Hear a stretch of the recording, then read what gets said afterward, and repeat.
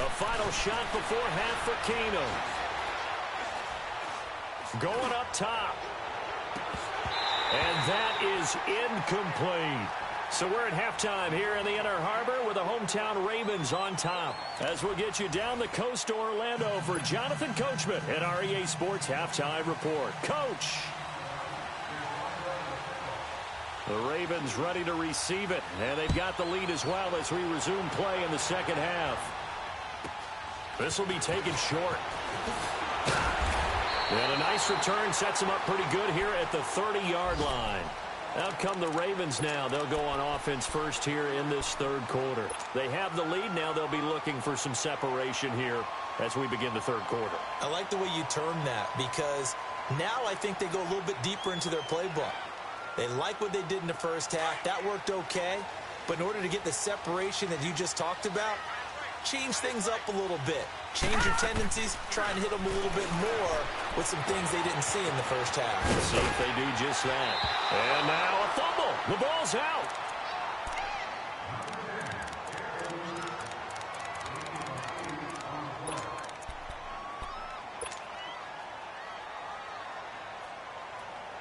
Facing a 2nd and 2 after that last catch, good for 8 yards.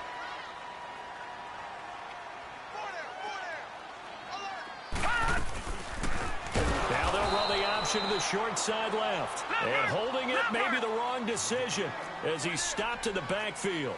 That'll wind up going for a loss of 4. And they're going to face a 3rd down. He may try and run for this. And unable to get downhill there as he'll take this up to about the 37. He'll get a couple of yards on the keeper, but it's going to lead to a 4th down.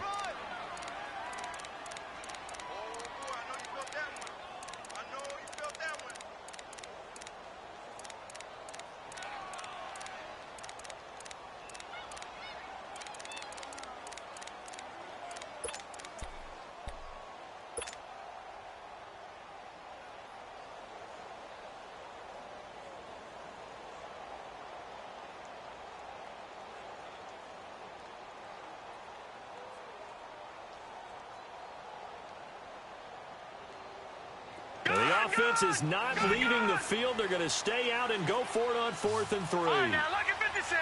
Lucky 56. He can run for it, and he will. And he's got the first down yardage before he's brought down at the 42. Well, we kind of looked at each other as they decided to go for it, but in the end, great execution, a 6-yard gain, and it all works out. Finding a safety valve here. That's complete.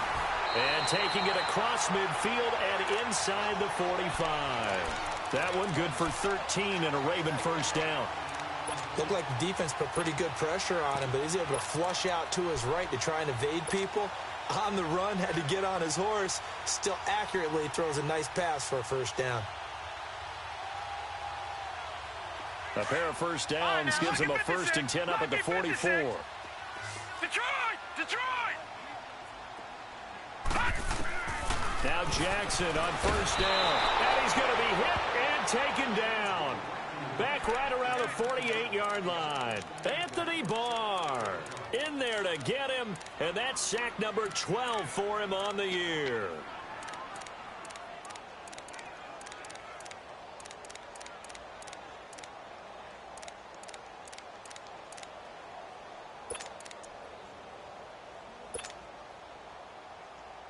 Now following the sack, they'll look to make amends on a 2nd down and 17. Jackson now off the bootleg. They'll roll him out right. And incomplete there. A nice hit. Jars the ball free and brings up 3rd down. We've seen good cover skills on display throughout this game, really from both teams. And there's another nice example there of them making it difficult to complete a pass. The Ravens on 3rd down. They've been good. 3 for 4 thus far. This is 3rd and 17. From the gun, it's Jackson. Pressure coming from the Vikings, and they get there and bring him down.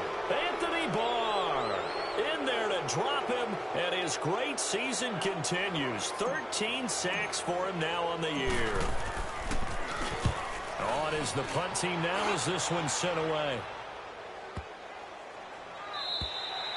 And this one hits at the 1, continues on into the end zone for a touchback. It's the Vikings' turn on offense. We get ready for their first possession of the second half. They were able to get the stop defensively. Now a chance to turn that into points on the offensive end. Can you imagine what the grease board looks like at the half? Because tell me. That's exactly what they printed up. Stop them on defense, get the ball back for our offense, and go downfield and score some points. Now, the last part remains to be seen, but they got the first part done very well. Do people use grease boards, or you mean the magic marker boards? Yeah, those two. The linebacker, C.J. Mosley, in on the stop.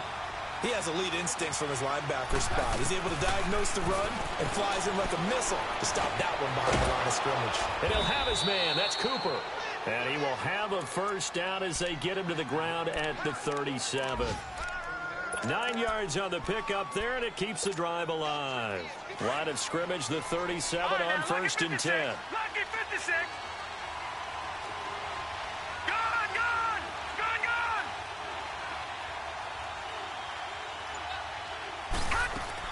A first throw for the backup Lynch. Benjamin with it over the middle. And they'll get this well past midfield before being stopped just before the 35. A very solid gain of 27.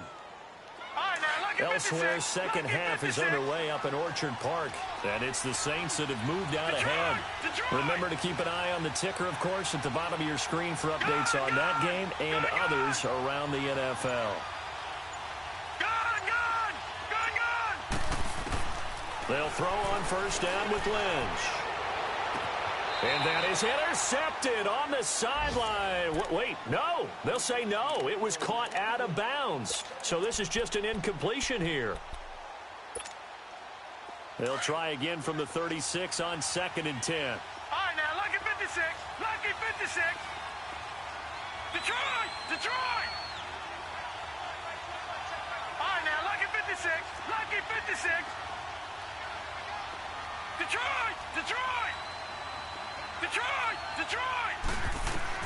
Again on 2nd and 10, it's Lynch. Trying for Cooper again. This time he finds it. A good pick up there of 20 yards. So Amari Cooper out of Northwestern High School in Miami making a nice play there. And it's so funny that when I was going through the draft process when he came out of Alabama and was inquiring about him and his skills, they say it all began back in Miami. He really became a pro receiver at a young age because of his attention to detail and precision. But don't forget his athletic ability. That's what made that catch there. He did spend 1 year with Teddy Bridgewater as his quarterback there, so that helped back in high school. On 2nd down, Lynch.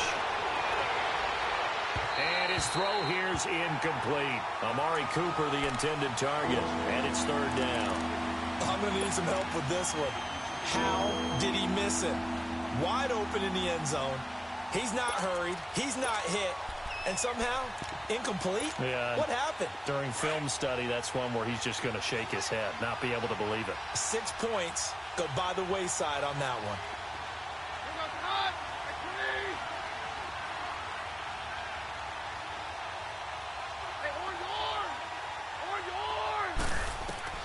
Throwing is Keenum on 3rd down.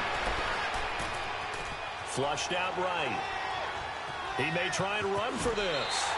Pretty solid gain of 7 yards that time as he scrambled, but now they face a 4th down. I like his effort there. He got it done on his own, but let's face it, he puts defenses in a really stressful spot when he takes off and runs because a lot of guys have coverage responsibilities. Good job of rounding, though, because I thought when he first took off, he might pick up the first down.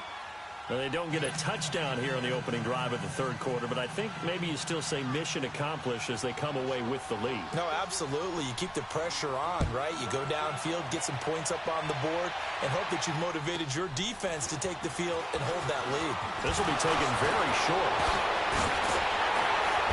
And terrific field position here as they finally get him just shy of the midfield stripe. The fullback comes through with a big play there.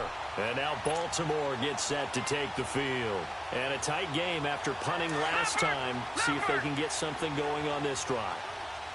As they head to the field now, with the game this close, you've got to feel there's a sense of urgency for them going on offense right now. But they have to do it without letting panic creep in and affect their play. A loss of a full 3 yards, and now it's second down. Doesn't matter who you're rooting for in this game. The effort of the man with the football, getting away from one and trying to turn forward and get some yardage, I really liked what he did there.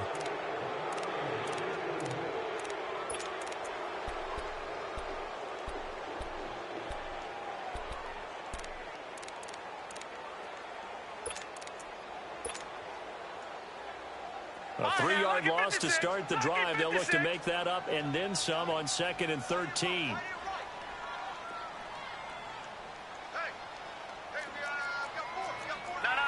Check. Patriot. Gun.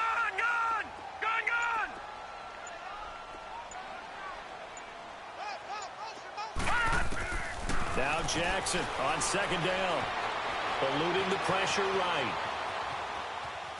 And he'll be brought down just shy of midfield at the 49-yard line. He'll wind up getting 4 there on his own, but it will leave him now with a 3rd down situation.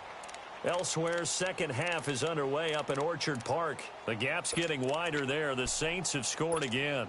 And we'll keep an eye on that one as our game goes along here.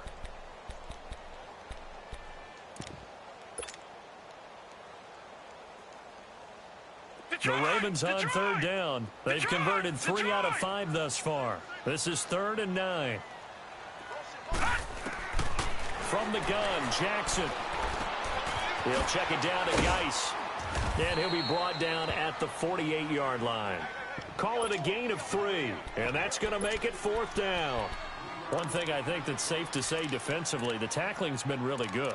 And because of that, it's been very, very hard for them to move the ball because you're not getting the benefits of run after catch. They're tackling them almost on the spot. That means you have to run extra plays, harder to move it.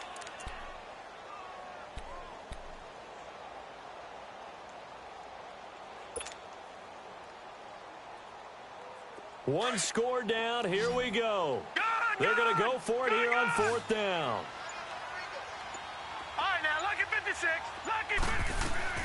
Here we go. It's Jackson on 4th down. Oh, no, he lost the football.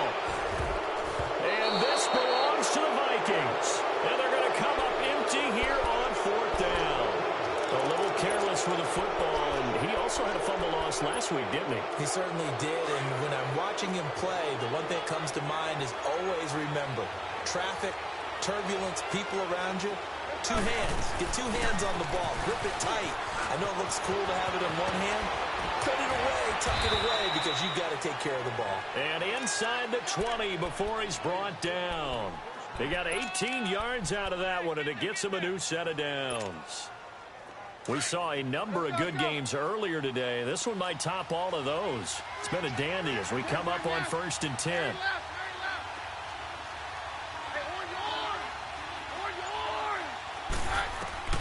A shotgun snap for Keenum. And Diggs has it. And he's brought down just outside of the 10 at the 11. 7 yards, the pickup on the pitch and catch. Able to get 7 on that 1st down pass play. 2nd and 3. They'll run it now out of the gun. And he'll be dropped at about the 11 after only a yard. Tough day. Tough sledding right there, and it's been that way the entire game.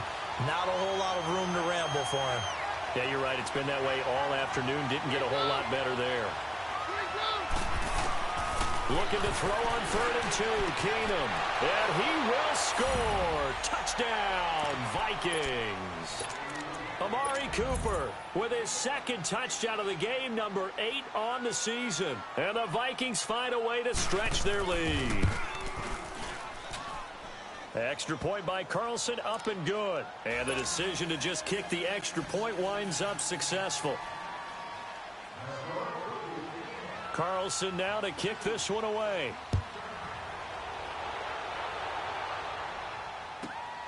This one taken from the 7. And he'll be taken down just past the 20 at about the 21-yard line. And now Baltimore gets set to take the field. And last time, not only the turnover, but that turned into 6 points. They got to make up for that here. We always hear about empty possessions, but some are worse than others. You can have an empty possession, punt the ball away, get yourself set to play defense, but when you turn it over, it changes momentum, and when they take it downfield and punch it in on you, that's a bad possession all the way around. Yeah, but you're hungry to get back out there, aren't you? You better be, because otherwise it's going to be a long day for you. And he gets this one just shy of the 40, down at the 39. That's a good way to start the drive, 17 yards and a first down. They go play action here on first down. A hit as he throws there, incomplete. We've seen this quite a few times in this game. Offensive line unable to keep leverage, unable to keep people away, facing a lot of pressure. Fortunate just to get rid of it. One of the reasons they're down is that inability, though, to stop the pressure. We saw another example of it there. So line of scrimmage still the 39 on 2nd and 10. 2nd and 10. Here's Jackson again. Stays on his feet. And he'll be brought down right at the 45-yard line. 6 yards there off the scramble, but it'll still leave him with a 3rd down. Well, he's proven real effective running the football. No one open, don't force it. Just get what you can, and that's what he's done very well in this game. The Ravens on 3rd down. They've hit it 50%, 3 of 6 to this point. This is 3rd and 4. Operating out of the gun, Flacco. This is caught. It's Cooks. And he's going to get this all the way down inside the 35. And a nice gain of 21 yards. And in a 2-score game, obviously, every play, every 3rd down, like we saw there, magnified. Big pickup. It was a huge pickup. What they really want, though, is to not even get the 3rd down. They've got to maximize time and conserve as much as possible. All right, so they needed 2 scores to get back in the game. The field goal there, maybe not exactly what they wanted, but the necessary first step. And there's still time remaining, and there's enough time to get it done. They've got to get at the least a 3-and-out here to get the ball back, preferably a takeaway. And he's up past the 20 to the 22-yard line. And now out comes Minnesota. And they're hoping to redo their efforts in the last drive when they got into the end zone. And just think of what it's like now on the sideline, because when you score a touchdown, you have to go over and look at the tablet and see what you did on the last drive. When you scored points, it's a whole lot better view than when you're trying to figure out how to fix things there. On first down, it's Lynch. And he takes a shot on the release as this will be incomplete. When defenses get to the quarterback that quickly, a lot of times it's called a jailbreak. It wasn't quite that fast, but fast enough that he had no time to look downfield and set himself to throw the ball. And as he tried to do that, he was hit, and it forced an incompletion.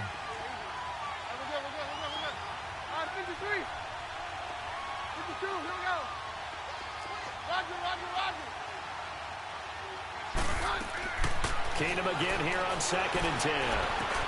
To the right side, he's got Cooper. It's complete. And they'll bring him down at the 27-yard line. 4 yards on the completion, and it sets up a 3rd down.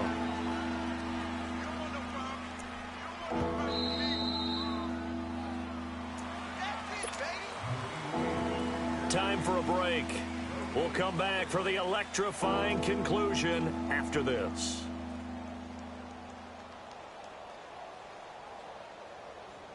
One of the bigger plays in the game thus far, and the crowd getting into it as we come up on a big 3rd down.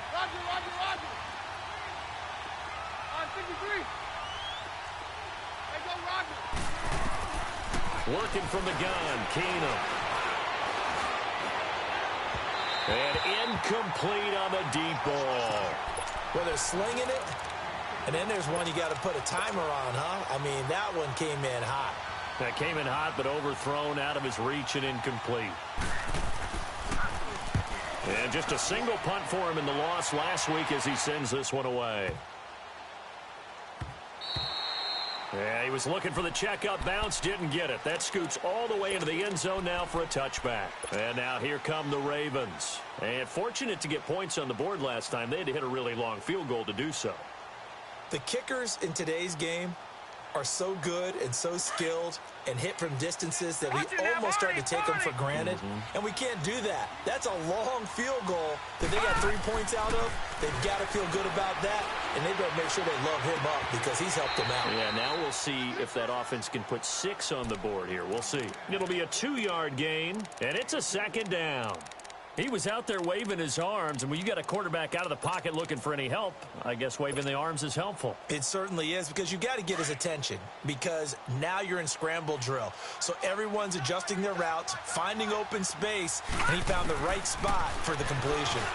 Stepping up, he's going to keep it. He'll wind up getting 3 on the keeper there, but it leads to a 3rd down. Clock running, about to hit 90 seconds to go in the game.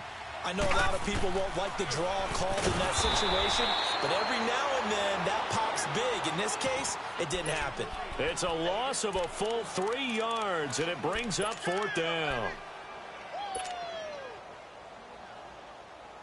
So down 6, and they know they need this one on 4th down.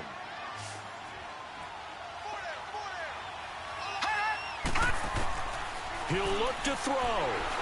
And he can't get a throw off. He's taken down. What a huge play at this point in the game. Stephen Weatherly in there to drop him for his 5th sack of the year.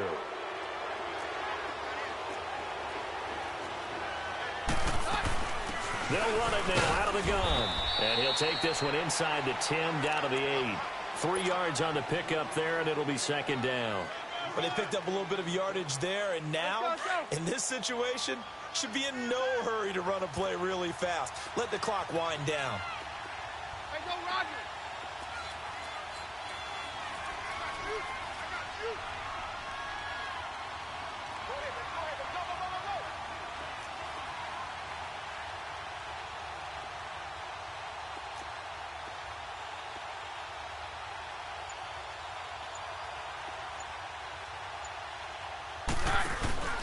Back to the ground, this time with Bell.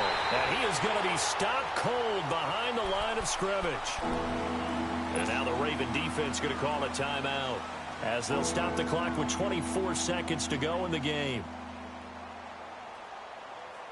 The Vikings on 3rd down. They've had good success, 5 for 8 to this point. This is 3rd and 8. Hey, go, Roger.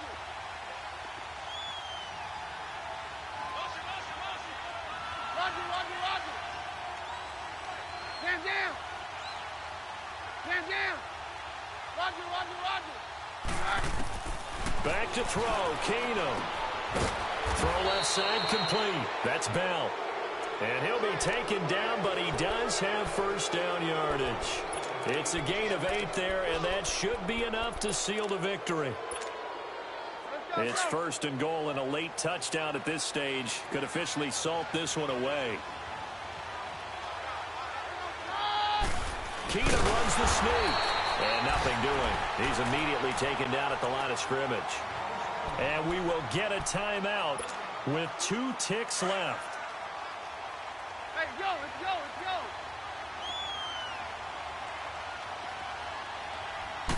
Keenum now on the keeper, and he'll get in. Touchdown, Minnesota. Case Keenum taking it in. And the Vikings are going to add on to their lead.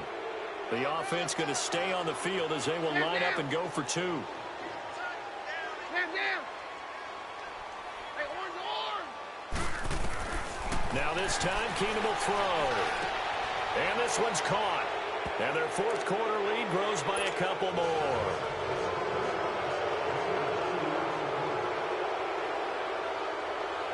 Carlson now to kick this one away.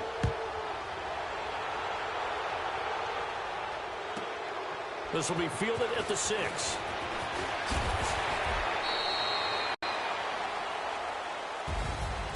Well, in this one, partner, we had some action all the way down to the final whistle there with the late points and then the kickoff to end it. Yeah, and the best part about it is just seeing how teams battled all the way to the end, you know. Didn't really matter. Scoreboard was pretty well set, but they still competed until the final whistle. So for Minnesota, it's an important win for their playoff hopes as they move to 8-4. And they'll return home next week to take on the San Francisco 49ers. Meanwhile, for Baltimore, it's a tough one to swallow as they drop back to 8-4 on the year. And they'll be at home for one next week against the Oakland Raiders. Thanks for tuning in, everybody. Alongside Charles Davis, we thank our entire crew. I'm Brandon Gaudin.